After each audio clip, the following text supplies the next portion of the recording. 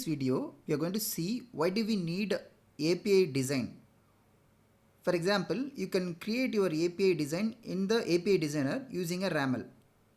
So if you look at this question, so we can generate a flow in Studio by doing simple drag and drop. For example, I wanted to create a project. So what I'll do, I'll just go to Anypoint Studio and I'll just create a new project with the listener, and I'll add all the required steps, and I'll use a transform message to do any kind of transformation.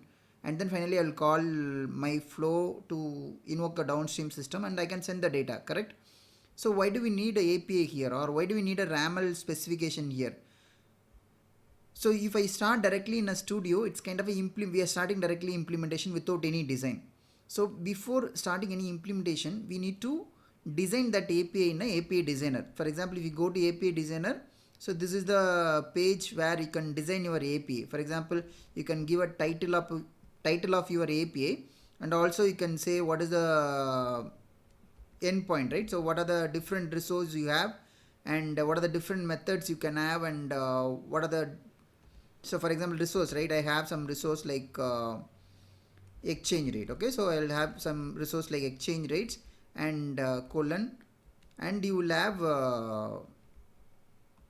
the different methods. Okay, for example, I wanted to give get method, right? And then what is the response data and stuff like that. You can define everything. So whatever you wanted to define in your API, for example, RAML can hold or tell about your developer what are the different input you need to pass.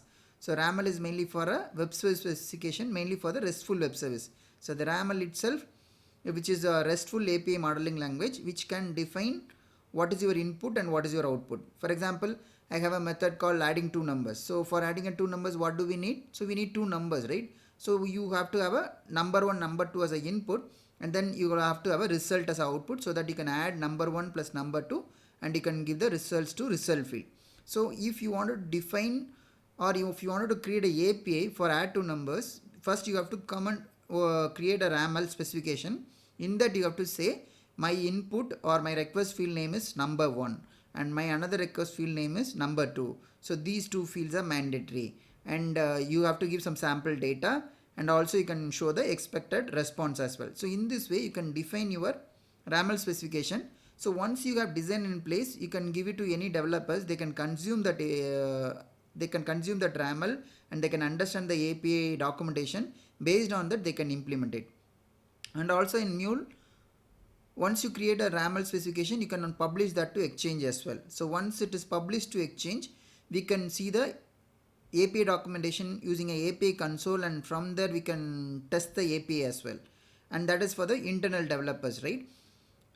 Who is using the same MuleSoft organization, or your organization, whoever is having access to your company, they can see the API which is published to your Exchange. Similarly, if you wanted to publish the same API specification to API portal, then the external developer can look at your API, which is built based on the RAML specification.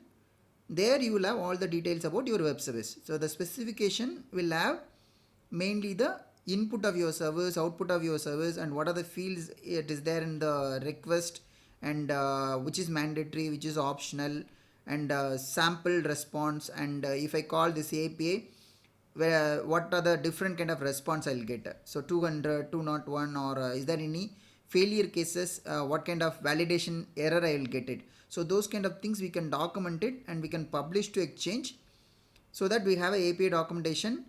And also it's a API design. So once you have a design, right, it's kind of a template, anybody can refer, and they can call your implementation using that API specification.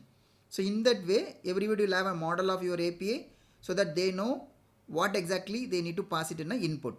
So if you have a RAML is there, then what you can do is you just come to your Mule project, right? When you click a new Mule project, it will have an option to select your API as well. See here, import RAML from local file, or you can download the RAML from the design center as well. Whatever you design in design center, that is also you can pull it, so that using that you can create your API implementation. So when you create using a API, the RAML specification, what will happen?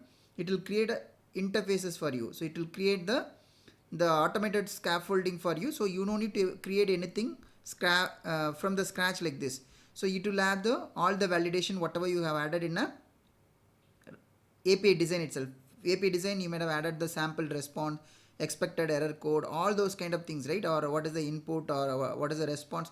So those kind of things, it will be automatically generated in your Mule flow, which you can use as an interface, and anybody can call your application, right?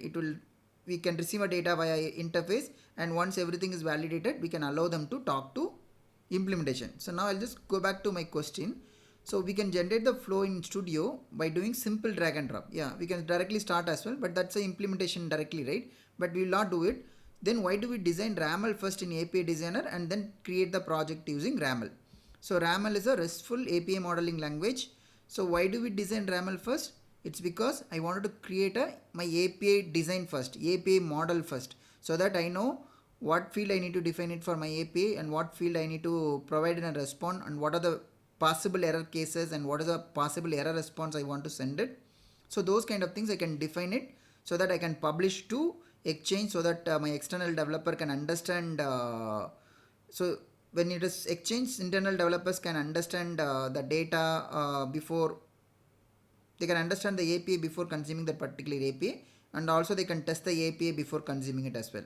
Similarly, if you publish to the API portal, then anybody can consume that directly by referring API console. So from the API console, they can look at the documentation of the API, and also they can test the API. And why do we use this one to generate it? Because you have all the information available in your RAML specification. So you can use that to create the project, so that it will create a automated interface for you, so that we don't need to develop anything from the scratch. Thank you. Hi, thank you for watching this video so far. If you like the video, please share it with your friends and also subscribe to this Tech Lightning channel. Thank you. Bye-bye.